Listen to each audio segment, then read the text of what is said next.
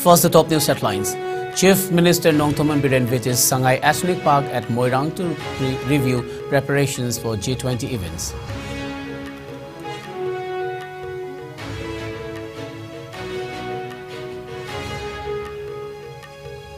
Woman from Manipur physical abuse by a mainland Indian in national capital. Culprit arrested. Incident sparked push for racial equality.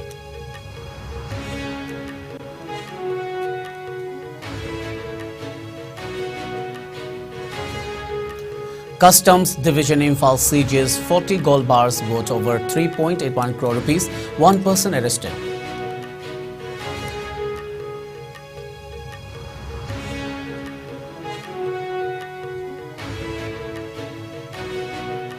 And Manipur's own women cricketer Iscom Ganga becomes first MNCA player to include in Women's Premier League player auction list.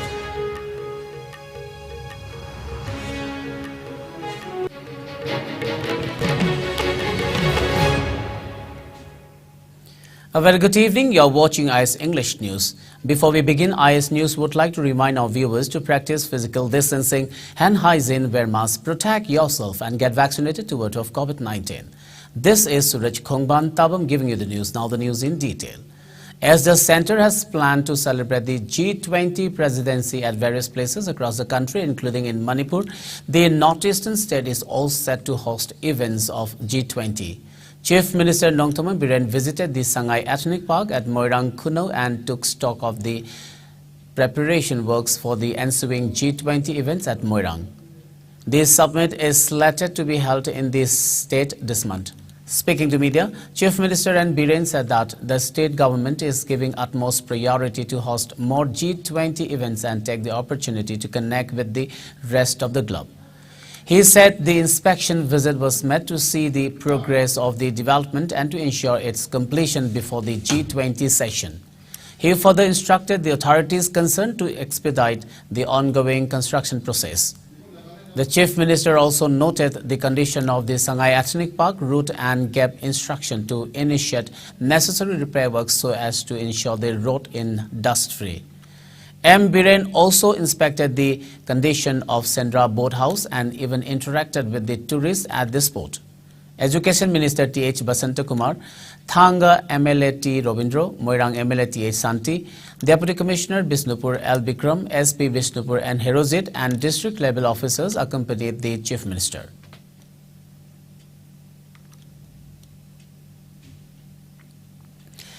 The issue of racial discrimination rose to prominence in Delhi after a woman from Manipur was physically abused by a mainland Indian in a broad daylight in the national capital, New Delhi, today.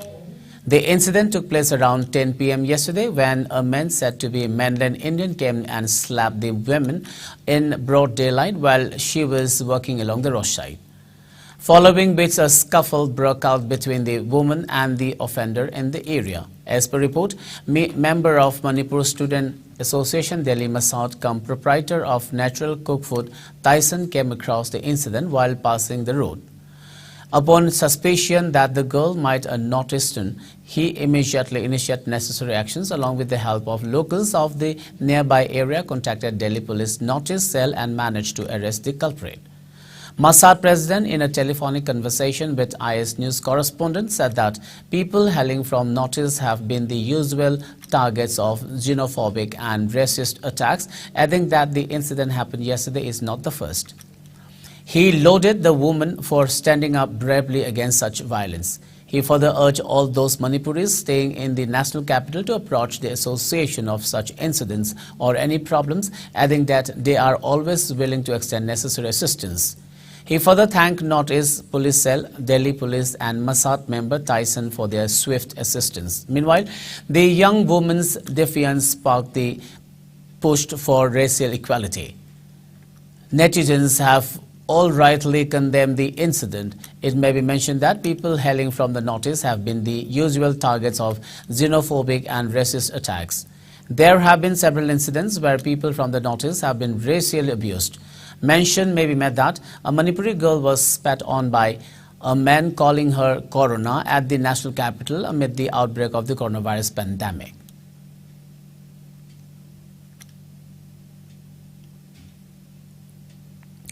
In a major crackdown in gold smuggling cases, the Anti-Smuggling Unit of Customs Division Imphal has seized 40 gold bars worth over 3.81 crore rupees at Thamnapokpi in Chandel district.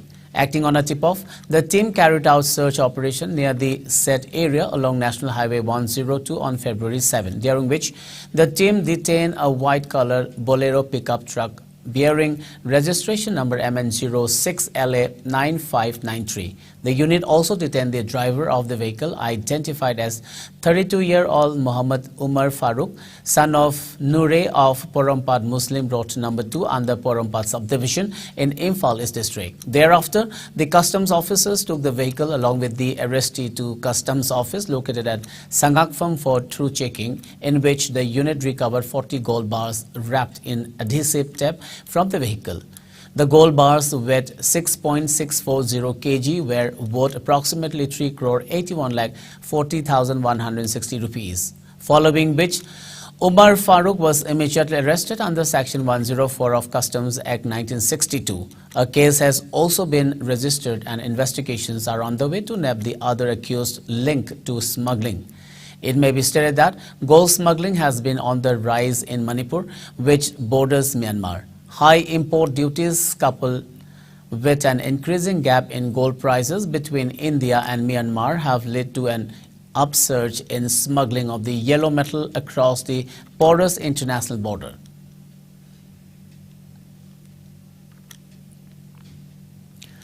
Meanwhile, Manipur police has intensified the War on Drugs 2.0 campaign to root out drug menace in the state. As part of the anti-drug drive taken in the state, a team of Chakpi Karong police arrested an individual in possession of suspected brown sugar worth around 6 crore rupees. The arrestee has been identified as 40-year-old Khailam Hokip, son of Lamsat of Ngamun village under Kangpokpi police station in Kangpokpi district. The team led by SIKH Bhaktajit under the overall supervision of Chandel Additional SP Sankarjit Loitongbam conducted poppy cultivating field survey in the general areas of IC village and Kongtal village around 8:30 am, during which the team spotted Khailam Hakim in front of IC village church carrying 2 green plastic sacks on his back. On suspicion, the team detained him for checking wherein he failed to answer the substance contained inside the bag he was carrying, following which the team opened the bag and found items suspected to be contraband drugs. He was then brought to Chakpi Karong police station for further verification, as there is no civilian available around at the moment of independent witness. Khailam Hakim, along with the bags he carried, searched in front of magistrate at the police station, in which the team recovered 275 soap cases containing suspected brown sugar weighing 3 kg and expected to be worth around 6 crore rupees. Police also recovered 1,610 Indian currency notes, 1 mobile handset without SIM card, PNE SSBL gun bearing registration number, bearing gun number BE 2389-2004, 12G 70mm chamber Saktiman guns and 1 high-velocity 70mm bore cartridge from his possession. The arrestee along with the seized items have been handed over to police for further necessary legal actions.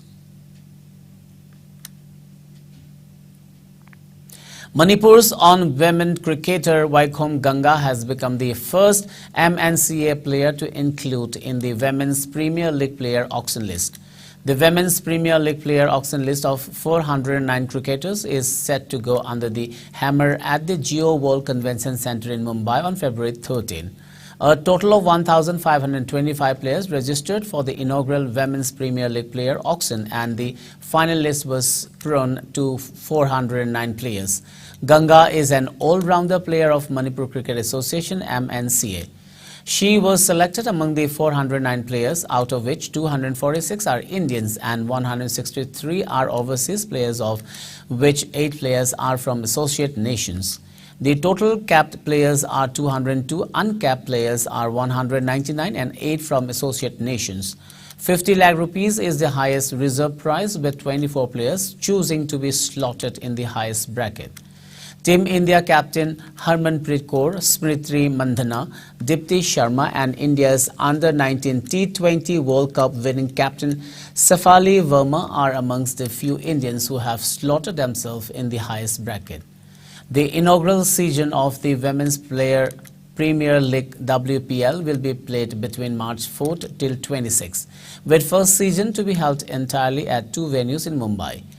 The Brabourne Stadium and the D.Y. Patil Stadium. The WPL has already met headlines for becoming the most lucrative tournaments in women's cricket.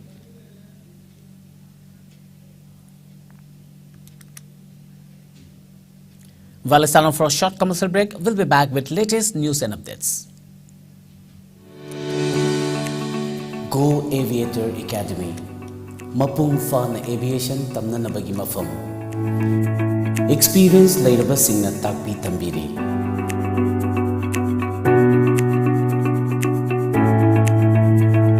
Lengsin Bidaksi, Aikoi Punna Taminarasi.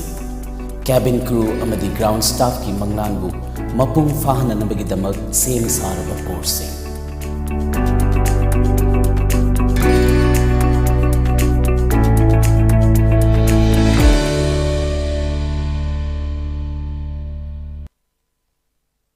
Welcome back. After the break, you're watching IS English News. India reported 96 new COVID-19 cases in the last 24 hours. The new infections took the country's total cash load to over 4.46 crore, while active coronavirus cash load has increased to 1,785. As per the Ministry of Health and Family Welfare, the death toll stands at 5,30,746 with no new deaths. Meanwhile, the number of people who have recuperated from the disease has gone up to 4,41,51,108 with 81 recoveries in the last 24 hours. The country's recovery rate stands at 98.81%. Over 220.60 crore vaccine doses have been administered so far under the nationwide vaccination drive. Top 3 states contributing maximum number of COVID-19 cases to India's tally are Maharashtra, Kerala and Karnataka. Meanwhile, in the Northeast India, Assam has the highest number of active cases, followed by Mizoram and Meghalaya. COVID-19 has infected over 67 crore and 66 lakh, while more than 67 lakh 74,000 have succumbed to the dreaded coronavirus, and recoveries are above 64 crore and 92 lakh. Globally, United States of America has the highest COVID-19 cases, followed by India and France. At least 225 candidates are in fray for elections to the 60 assembly constituencies in Nagaland. Candidates belonging to 13 political parties, independents and standby have filed nominations for the upcoming Nagaland assembly elections. According to sources, Mon in Nagaland has the highest number of candidates with 39, out of which 5 are standby. Mon is followed by Mokokchung with 32 nominations. There are altogether 25 independent candidates who are in fray for the Nagaland Assembly elections. The ruling Nationalist Democratic Progressive Party (NDPP) and its BJP fielded candidates in 40 and 20 constituencies respectively. On the other hand, the Nagaland Congress has fielded candidates in 25 constituencies. Meanwhile, the Naga People's Front (NPF) has fielded 22 candidates, LJP fielded 17, National People's Party (NPP) fielded 12, Nationalist Congress Party (NCP) fielded 11, Republican Party of India Athawale fielded 8, Janata Dal United fielded 8, Rashtriya Janata Dal fielded 4, Rising People's Party fielded 1 and the CPI fielded 1. Scrutiny of nomination papers will be done on Wednesday, and the last date of withdrawal of candidature is February 10th. Polling for the elections to the 60-member Nagaland Legislative Assembly is slated to be held in a single phase on February 27. Counting of votes will be conducted on March 2nd.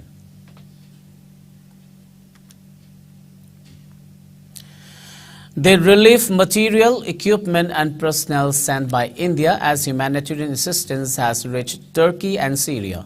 Minister of External Affairs Dr. S. Jaishankar in a tweet said 2 Indian Air Force aircraft carrying an field hospital for a 30-bedded medical facility have reached Adana in Turkey. He said India team of medical specialists will contribute to relief efforts underway. In another tweet, Dr. Jaishankar said the second C-17 Globemaster III heavy lift aircraft of Indian Air Force reached Saliofa in Turkey late last night, adding that the same is an ongoing operation and MEA would be posting updates. Meanwhile, the emergency relief assistance sent by India to Syria was handed over to the Deputy Minister of Local Administrations and Environment of Syria, Montaz Dawzi, at Damascus airport this morning.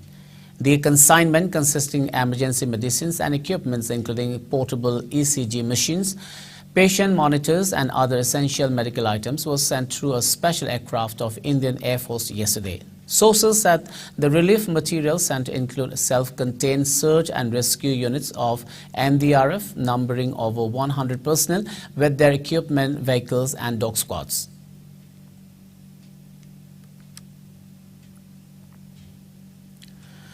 The death toll from the devastating earthquake that hit Turkey and Syria has reached at least 11,104.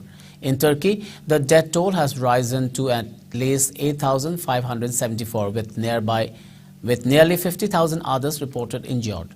While in Syria, at least 2,530 people have been reported killed across the government-controlled areas and rebel-held regions. Aid agencies and emergency workers say the death toll is likely to increase further, with many people still trapped under the rubble and freezing weather conditions hampering rescue efforts. Turkish President Recep Tayyip Erdogan also visited the disaster areas near the epicenter of Monday's earthquake today. The Turkish leader had earlier declared a 3-month state of emergency in 10 provinces as freezing weather conditions hamper rescue efforts.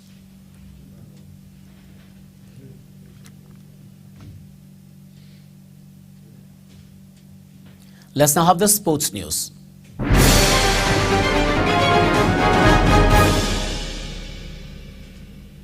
In sports today, the ICC T20 Women's World Cup will kick off in South Africa from February 10th, with the opening match between the host team and Sri Lanka. This is the first time that the tournament is taking place in an African nation. The Harmanpreet Kaur-led Indian team will play their first match against Pakistan on Sunday, 12th of February. After the major boost of the Indian team winning the inaugural Women's Under-19 T20 World Cup, the women's team is in high spirits. The launch of the Women's Premier League WPL, which saw huge valuations in both the media rights auction and the bidding for the ownership of the teams, has also lifted the spirit of the Indian team.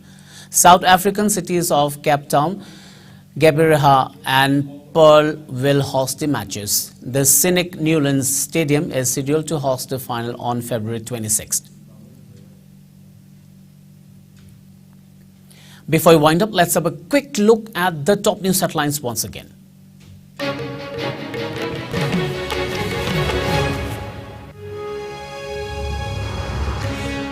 Chief Minister Nongthombam Biren visits Sangay Ethnic Park to review preparations for G20 events at Moirang.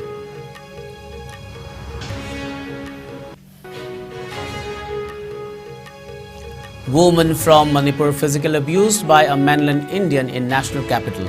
Culprit arrested. Incident sparks push for racial equality.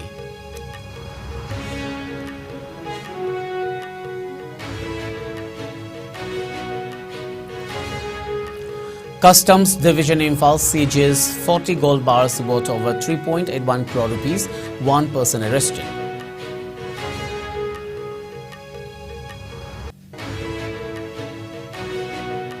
And Manipur's on-woman cricketer Vaikom Ganga becomes first MNCA player to include in Women's Premier League player auction list.